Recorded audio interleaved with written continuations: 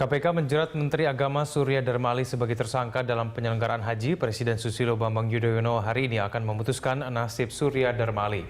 Mengawal penyelenggaraan haji di Indonesia tidak putus beragam permasalahan. Untuk membahas hal ini telah hadir di studio kami Irjen Kementerian Agama Muhammad Yasin dan juga Ketua Umum Rabitoh Haji Indonesia Ade Marfudin. Selamat pagi Pak Ade, selamat pagi Pak Yasin. Selamat pagi, Assalamualaikum. Ya, saya langsung pertama ke Pak Ade dulu. Pak Ade, apa catatan Anda terhadap kasus yang mendera Kementerian Agama ini tentunya? Nggak, kalau catatan kita mengapresiasi KPK dulu. Karena yang secara intent yang melakukan kaitannya dengan korupsi adalah KPK. Cuma kalau misalnya yang kami lihat, kami lakukan dan kami pengawasan di lapangan teman-teman Rabitoh, tentunya melihat bahwa ada sesuatu yang terjadi di penyelenggaraan ibadah haji, karena ini akan terjadi setiap tahun menurut saya. Kenapa? Karena memang dari dulu sistemnya tidak berubah, tidak arti kewenangan terlalu luas kepada pemerintah sehingga peluang-peluang ini akan terjadi sangat mudah untuk melakukan korupsi. Maka lembaga KPK saya kira akan mengapresiasi itu, karena ini catatan kita bukan catatan yang pertama, ini yang kedua. Jadi kalau sekarang terjerat lagi berarti memang meneruskan luka lama, di mana haji telah melukai umat Islam, khususnya masyarakat haji yang telah melakukan membayar BPIH, porsi haji sudah dibayar, tapi juga ternyata ada penyalahgunaan wewenang dan sebagainya. Ini saya kira yang catatan kita selama ini gitu loh. Berarti tidak mengagetkan gitu untuk ini Pak Ade? Ini tidak akan terjadi, dan selama rejim ini terus seperti ini, selama sistemnya tidak berubah, maka rejim berganti pun KPK akan terus memburu siapa menterinya, siapa dirjennya. Dan itu akan terus berulang lagi ya Pak Ade? Oke, saya ke Pak Yasin. Pak Yasin, dari Kementerian Agama benarkah memang tidak pernah melakukan upaya untuk kemudian melakukan reformasi terhadap sistem yang kemudian tadi menurut Pak Ade ini akan terus mengalami pengulangan setiap tahunnya? Ya, sebelum menjawab itu kita harus meyakinkan kepada publik bahwa pelaksanaan haji tahun ini kepada masyarakat kita yakinkan bahwa akan lebih baik dari tahun yang sebelumnya. Nanti penjelasan saya sampaikan ya. Nah, mengenai clue atau katakanlah poin-poin yang menimbulkan penyimpangan itu sudah kita identifikasi sejak saya di KPK. Saya sebagai salah satu unsur pimpinan KPK di tahun 2009 itu melakukan kajian sistem dari aspek hukum atau legal aspek, bisnis proses atau tata laksana, kemudian SDM dan kelembagaan. Bahkan yang unsur yang menyangkut kesehatan pun juga kita identifikasi. Jadi kalau berbicara itu in detail mengenai apa sebenarnya kelemahan-kelemahan itu sudah kita sampaikan, kita undang Pak Menterinya.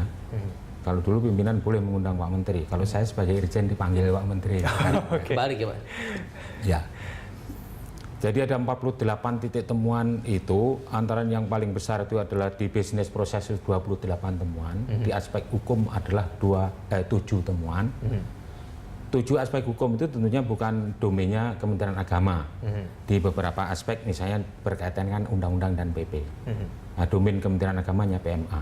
Kita suruh bikin PMA yang mengenai misalnya pemisahan direct cost dan indirect cost BPIH.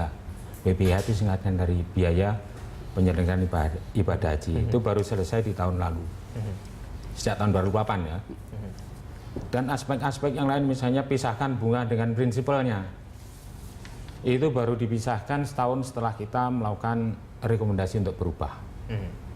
Jadi yang disebut perubahan itu tetap ada, tapi lambat dan cepatnya perubahan itu tergantung pada direct implementornya, yakni siapa?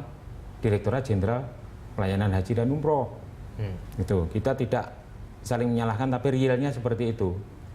Saya sebagai Irjen masuk tahun 2012. Jadi sistem yang kita pakai sama, yaitu mengidentifikasi beberapa kekurangan dan mensarankan langsung paparan kepada Dirjen atas hasil temuan itu berderet, dan ada tanggal penyelesaian itu, ada waktu ini. Kalau yang ini selesainya bulan ini, yang ini bulan ini. Bagaimana Pak Ngito? Setuju di hadapan Pak Menteri. Termasuk yang hasil pemantauan 2013. Itu sangat-sangat detail. Dan kenapa ini kok masih istilahnya ada penegak hukum yang bisa menemukan ini tentunya. Jadi perubahan atas dasar saran dari KPK dan saran kami dari Irjen itu tidak secepatnya bisa dilakukan. Kita dorong tidak bisa dilakukan. Dan tahun 2013 terjadi apa yang disebut dengan katanya Pak Anggito itu anomali, pemotongan kuota 20%. Karena pembangunan prasarana di sekitar Ka'bah. Nah, itu merubah semua transaksi, termasuk transaksi atau arrangement penyewaan gedung, kemudian juga catering, kemudian transportasi, dan juga di Indonesia beberapa merubah semua, sehingga itu menghambat pelaksanaan dari rekomendasi kita. Dan sebentar, satu poin saja. Di 2014 yang sudah dirubah adalah perumahan, karena kita nempel. Rumah per rumah kita masukin satu persatu. Tidak ada lembaga lain kecuali pengawas internal Irjen yang melakukan itu. Rumahnya bentuknya kayak apa, kamar mandinya, fasilitas ibadah di hotelnya itu ada semua. Jadi secara singkat kita sampaikan, 2014 ada jaminan bahwa kalau hotel dari 116 hotel yang disewa itu kita masuk semua, itu minimal selevel dengan hotel bintang 3. Ini tinggal membuktikan. Saya kembali ke Pak Ade. Pak Ade tadi sebetulnya mungkin seperti kata Pak Yasin tadi, sebetulnya upaya untuk melakukan reformasi itu ada, tapi kemudian ada semacam pengerjaan itu terkesan lambat. Nah, kalau menurut Anda ini memang tidak ada niat baik untuk membantu atau seperti apa bukan, sih? Yang tepat adalah kemauan untuk merubah. Salah satu undang-undang nomor 13 2008 saja di PP-nya itu baru keluar tahun 79 itu tahun 2012. Artinya proses 4 tahun untuk PP keluar. Kalau PMA saya kira mungkin setiap ada kebijakan kementerian dia akan keluar PMA karena mudah. Tapi kalau PP begitu lambat menyikapi. Untuk satu misalnya kaitannya dengan amanat undang-undang Komisi Pengawas Haji saja, itu 4 tahun setelah baru bisa dibentuk.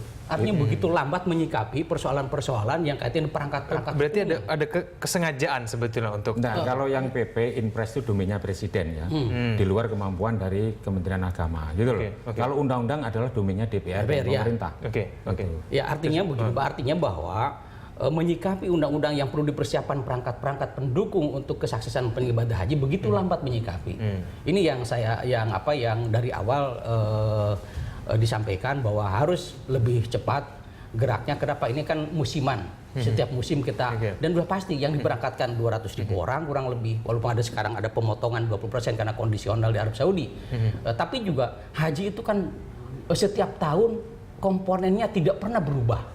Ya pemondokan, ya catering, ya transportasi, dan itu komponen besar semua. Penerbangan 44%, misalnya, kemudian adalah pemondokan dan living cost, kemudian catering, itu kan yang sudah rutin. Artinya kalau sudah rutin tidak perlu lagi sebuah kajian yang terlalu dalam, karena setiap musim, setiap tahun juga dilakukan. Ini pekerjaan yang rutin, pekerjaan hampir pasti dilakukan. Kenapa ini menjadi sebuah persoalan terus? Harusnya kan sudah tinggal menetapkan kebijakan ini dan tinggal memperbaiki sedikit saja kalau ada perubahan pun misalnya seperti itu. Pak Ade dan juga Pak Yasin, kita akan membahas lebih detail lagi mengenai kuota haji ini. Seberapa besar sebetulnya kuota yang sebenarnya ditentukan oleh Arab Saudi, dan benarkah memang ada jatah-jatah khusus untuk bagi pejabat-pejabat khusus di Kementerian Agama? Di segmen berikutnya pemirsa Jurnal Pagi akan segera kembali.